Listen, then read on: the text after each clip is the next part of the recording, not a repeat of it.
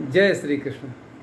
कविवर नरोत्तम दास जी की रचना सुदामा चरित के आज दूसरे भाग में हम लोग आनंद लेंगे कि सुदामा जी की पत्नी ने उनको तैयार कर दिया और वो अपने परम सखा द्वारिकाधीश से मिलने को जाने के लिए तैयार हो गए। तो उनकी पत्नी जी ने एक पोटली में कुछ चावल बांध कर दिया और कहा कि आप लेके जाइए, ये अपने मित्र को मेरी तरफ से आप उनको भेंट दीजिएगा। अब सुदामा जी वो पोटली कांख में दबाए और चल पड़े अपने मित्र से मिलने के लिए। सुदामा जी अब जब वो द्वारिकाधीश के महल के दरवाजे पर पहुंचते हैं तो वहाँ के द्वारपाल से सामान्य परिचय में अपनी बात बताते हैं। द्वारपाल जाता है और द्वारिकाधीश को, भगवान कृष्ण को क्या बताता है, ये किन शब्दों में लिखा है नरोत्तम दास जी ने शवैया के रूप में। आइए उसका आनंद लेते हैं। किसीस पगान झगातन पे प्रभु जाने को वाही बसे के ही ग्रामा। और धोती फटी सिलटी दुपटी रूपाय उपान की नहीं सामा। द्वार खड़ो द्विज दुर्बल देखी रहो चकिसो वसुधाय विरामा। पूछत दीन दयाल को धाम बतावत अपनो नाम सुदामा। द्वारपाल भगवान कृष्ण को बताता है कि प्रभु कोई एक दीनहीन सा दुर्बल ब्राह्मण दरवाजे पर आया हुआ है और न तो उसके सर पर पगड़ी है और न तो तन पर वस्त्र है और उसकी धोती फटी सिलटी दुपटी सी है और पैर में उपाना भी नहीं। उपाना आकार से जूते से होता है, पैर में उसके उपाना भी नहीं है।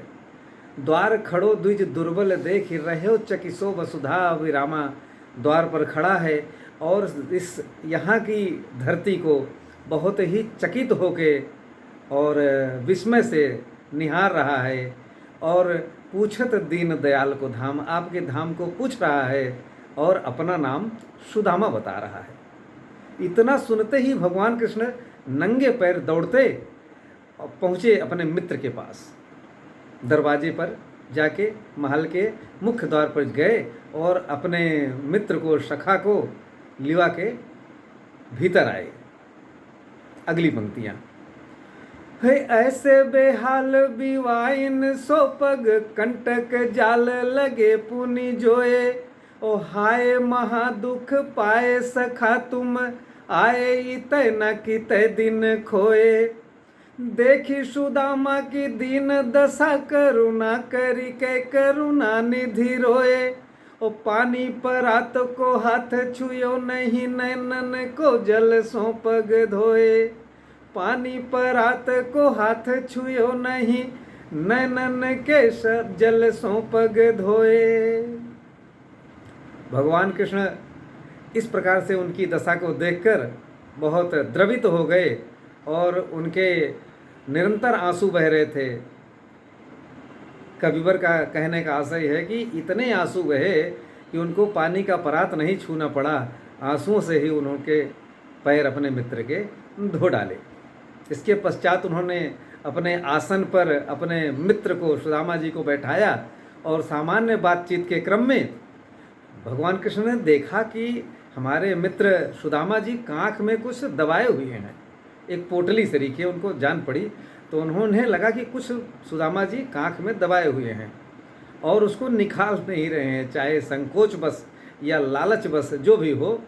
तो उन्होंने कहा, दोहा क्या लिखा है नरोत्तम दास जी ने, हर कछु भाव भी हमको दियो सो तुम काहे न देत। चापी पोठरी कांख में रहे कहो के ही है तू। भगवान कृष्ण ने कहा सुदामा जी से कि आप ये बात बताइए मित्र सखा, हमारी भाभी जी ने हमें कुछ उपहार आपसे भिजवाया है, ऐसा मुझे प्रतीत हो रहा है, लेकिन आप उसे अपनी कांख में दबाए हुए हैं और आखिर कौन सा ऐसा कारण है कि आप उसे हमें प्रदान नहीं कर रहे हैं। सामान इतना कहकर उन्होंने पोटली खींच ली और फिर बातचीत के क्रम में बचपन की यादें ताज़ा हो गई, गुरुकुल की यादें ताज़ा हो गई। तो भगवान कृष्ण ने उलाहना देते हुए एक प्रकार से अपने मित्र को कहा। कविवर ने क्या लिखा है देखें, कितना सुंदर वर्णन। हे आगे चना गुरु मात दयो तो ले तुम चाबी हमें नहीं दीनो। और श्याम कहो मुस्काए सुदामा सो चोरी की बान में हो जो प्रवीणो।